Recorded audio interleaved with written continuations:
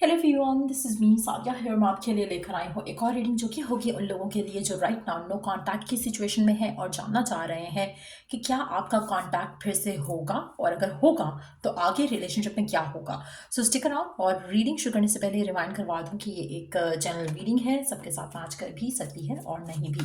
सो जो बातें जो मैसेजेस मैच करते हैं उन मैसेजेस को पिक करो और बाकी सबको छोड़ दो। अगर आप पर्सनल रीडिंग्स चाहते हो पेपॉल से या इजी पैसे से पेमेंट कर सकते हो। सिर्फ तभी रीच आउट करो ताकि आपका भी टाइम वेस्ट नहीं हो और मेरा भी। So let's see, no contact चल रहा है आपके और आपके पर्सन के दरमियान में। क्या वापस बात होगी आप दोनों के दरमियान में, हाँ या ना? Four of swords, eight of swords, king of wands, nine of pentacles, the hermit, five of cups. Under the deck we do have the wheel of fortune. अच्छा, आपका जो रिलेशनशिप है आपके स्पेसिफिक समवन के साथ, अगर हम उसके बारे में बात करें थोड़ा तो ज़्यादा अच्छा रहेगा। मुझे लग रहा है कि जो आपके स्पेसिफिक समवन है और आपका जो रिश्ता है ये बहुत फुलफिलिंग तो नहीं था, स्पेशली जब आप लोगों का कनेक्शन ख़त्म हुआ। आपका पर्सन इस सिचुएशन को लेकर, इस कनेक्शन को लेकर थोड़ा अनश्योर है। आपके बारे में सोचता ज़रूर है लेकिन एक्शन लेने के पॉइंट ऑफ व्यू से नहीं। कुछ ऐसी चीज़ें हैं इस रिश्ते में जहाँ पर वो जब आपके बारे में सोचता है तो उसको लगता है कि नहीं, ये कनेक्शन वर्कआउट नहीं हो सकता। हो सकता है कि फैमिली का अप्रूवल नहीं है, हो सकता है कि आप दोनों की आपस में बन नहीं पाती है, कहीं ना कहीं फाइट्स और डिसएग्रीमेंट ज़्यादा हो जाते हैं, कहीं ना कहीं इश्यूज इस तरह से हो जाते हैं कि आपके पर्सन को लगता है कि नहीं, I am not ready for this.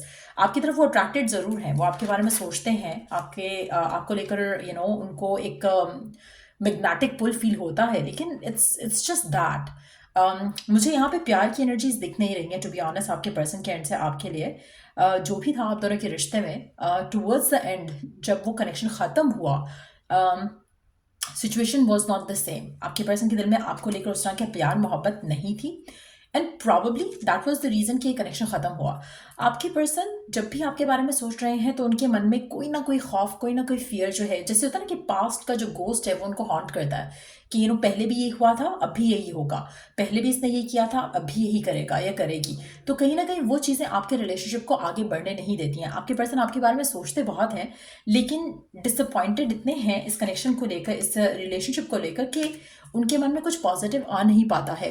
Let's see आने वाले टाइम में क्या चीज़ें बदलेंगी, क्योंकि underneath the deck we do have the wheel of fortune, high priestess, knight of swords, king of swords, six of wands, two of cups.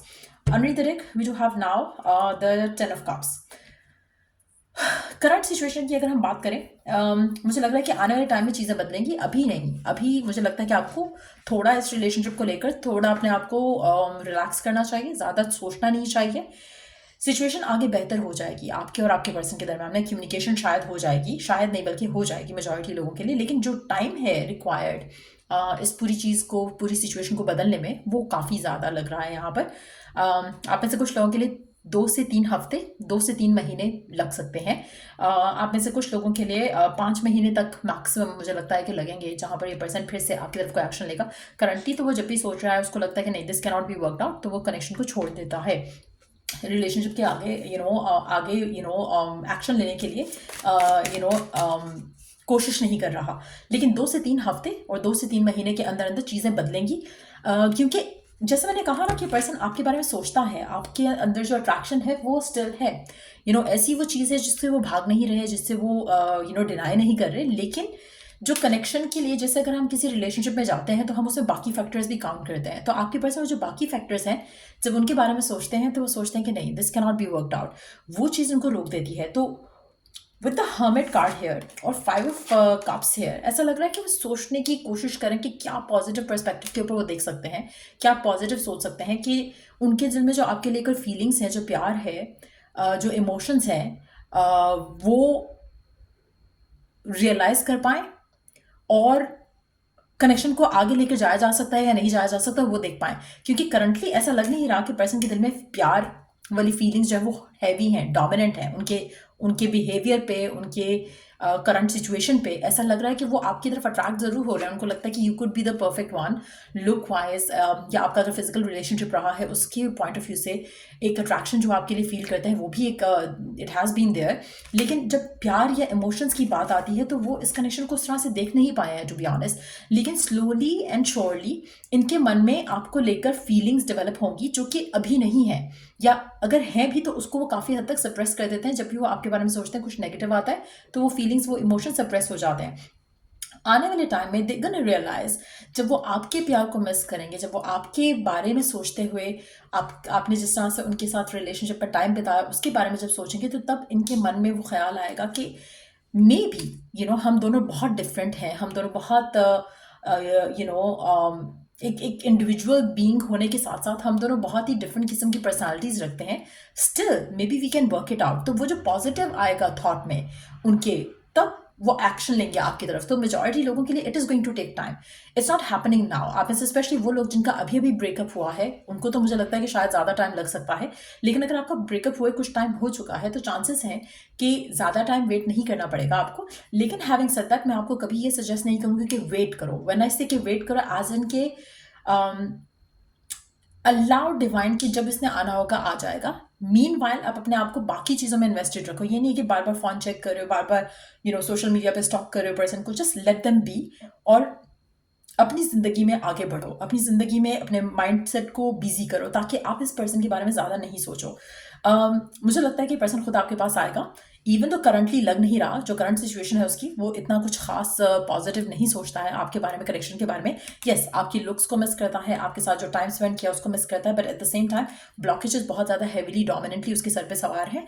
तो इस पूरी सिचुएशन को वाइप आउट होने में थोड़ा टाइम लगेगा, उसके बाद ये पर्सन आपकी तरफ एक्शन लेगा। सो आपने इस इंसान की तरफ एक्शन नहीं लेना है, क्योंकि अगर आप बीच में कोशिश करोगे कि ये पर्सन आपसे बात कर ले या आप उसकी तरफ कोई भी स्टेप लेते हो, ये पर्सन आपसे बात नहीं करेगा। इनफैक्ट आप स्टक रहोगे, सिचुएशन आगे नहीं बढ़ेगी। आपने इस इंसान को अलाउ करना है कि आपको खुद अप्रोच करे। जब ये अपने माइंड में अपनी फीलिंग्स को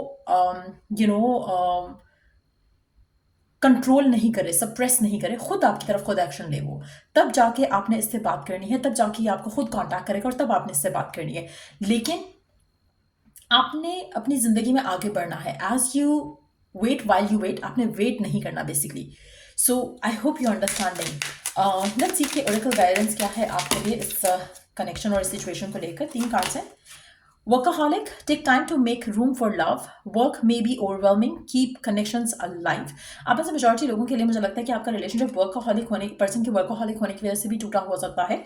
लेकिन टू बी ऑनेस्ट मुझे लगता है कि अभी आपको वर्कaholic बनना चाहिए, क्योंकि कहीं ना कहीं अगर आपके पर्सन ऐसे थे जहाँ पे वो वर्कaholic थे और आप कुछ डिमांड कर रहे थे पर्सन की, अपनी कुछ विजन था अपने फ्यूचर को लेकर, अपने कैरियर को लेकर, हो सकता है उसकी वजह से उन्होंने आपको छोड़ दिया हो या आप लोगों का रिलेशनशिप आगे ना चल सका हो।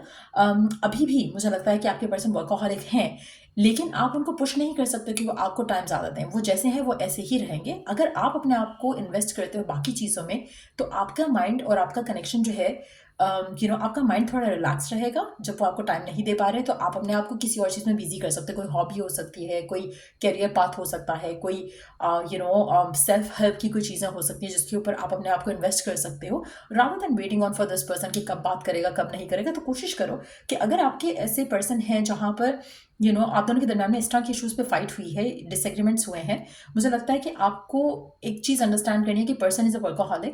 अब इस सिचुएशन को आप कैसे डील कर सकते हो? या तो यू वांट दिस पर्सन या you don't want this person. अगर if you want this person तो this is how they are. आप अपने आप को उस तरह की सिचुएशन में रखो जहाँ पर आप इतना ऑब्सेस नहीं हो पर्सन को लेकर। लेकिन मुझे लगता है कि आने वाले टाइम में हो सकता है कि आप भी वर्कaholic हो जाओ या फिर आप भी अपनी हॉबीज़ के ऊपर इतना बिजी हो जाओ कि आप रिलेशनशिप के बारे में इतना नहीं सोचो, and that could be the moment जब ये पर्सन आपकी तरफ एक्शन ले। तो वो भी पॉसिबिलिटी दिख रही है यहाँ पर। Everything is better in purple transcends the ordinary. मुझे लगता है कि आप में से कुछ लोगों के लिए आपकी लव लाइफ में चेंजेस तब आएंगे जब आप अपने साइकिक और इंट्यूटिव नेचर को, जो कि डिवाइन की तरफ से एक इंस्टॉल्ड एक चीज़ है आपके अंदर जिसको शायद आपने कभी एक्सप्लोर नहीं किया, जब आप उसको एक्सप्लोर करोगे तब आपकी लाइफ में ये चेंज आएगा। कहीं ना कहीं वर्क ऑन योर सेल्फ, उससे आपकी ज़िंदगी में जो बेटरमेंट आएगी वो आपको अदरवाइज दिखेगी नहीं। Incoming abundance, reliable structure, foundation, आप में से मेजॉरिटी लोगों के लिए पर्सन आपके पास वापस आएगा, लेकिन as you wait while you wait आपको अपने ऊपर काम करना है, अपने आप को बिजी करना है। जब आप और वो सेम पेज पे होंगे तब आप दोनों इस कनेक्शन में वापस आओगे, जहाँ पर आप अपने आप को वैल्यू कर रहे हो। जैसे इस पर्सन ने अपने आप को वैल्यू किया, इसने अपने काम को चूज किया। जब आप अपनी जिंदगी में उस जगह पे होगे तब आप दोनों सेम पेज पे होगे to start off a new chapter together. So ये रीडिंग आप लोगों की, अगर आपको इस रीडिंग से हेल्प मिला हो, गाइडेंस मिली हो, तो लाइक शेयर सब्सक्राइब जरूर किया करो। और till I do the next reading आप लोगों के लिए टेक केयर, बाय।